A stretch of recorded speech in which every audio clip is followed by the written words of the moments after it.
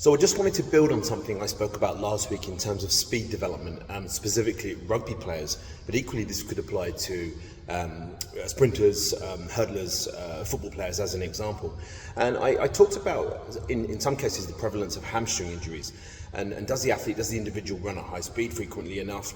Has there been a detailed analysis of their sprint biomechanics, their gait, their foot strike, their pelvic position, what's the previous history of injury, and also then in terms of relevant strength exercises, specific strength exercises to get those specific adaptations. Now, there's a plethora of exercises you could use, and some coaches will go to things that are maybe more hip dominant, and other coaches will go to things that are more knee dominant, or both. Now, the knee dominant one that's kind of springs to mind to me as a performance coach is the Nordic curl, or the Russian hamstrings. Something that is possibly overused in the process of trying to rehabilitate a hamstring or a posterior chain injury.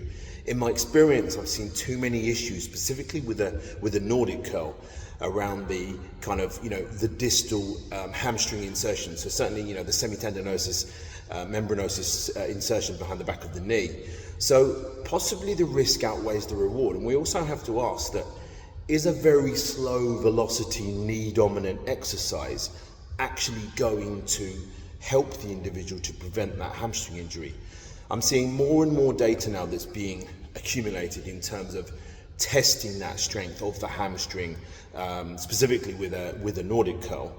Yet I'm also seeing hamstring injuries on the increase. And I'm seeing that firsthand when people are coming to me. So I'd argue, is that exercise overused? I would suggest it is. I haven't used it for about 15 years now. You could swipe through some videos of some examples of things that I might use, but again, it comes back to, have you explored, as the coach or the medical practitioner, with the physio, with the sports doctor, with the osteopath, what is the root cause of the problem, not just the symptom? So as a good example here, we might have somebody that presents with, a mid-belly, hamstring issue, classically the biceps femoris.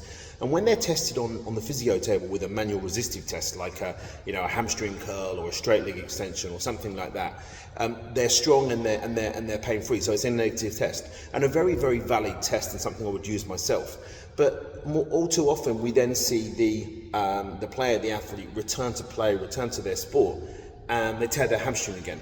So they're back on the treatment table, and there's a vicious cycle. So one of my kind of key messages to certainly to practitioners, definitely obviously strength and conditioning coaches, physiotherapists, osteopaths, is, are you in a position, or do you have the skill set in order to analyze sprint mechanics or speed mechanics, accepting, if we took a sprinter versus a rugby player, the sprinter's mechanics will be obviously different than a rugby player's. The rugby players may not need to be as, should we say, perfect as a sprinter. But is that something that you've got the skill set and the confidence to do, to then understand where might be the cause of that problem? We said it earlier: hip position, pelvic position, foot strike, knee drive. Has the athlete got sufficient hip extension? Looking at that gait cycle in a very sort of investigative way. So there's some thoughts on that.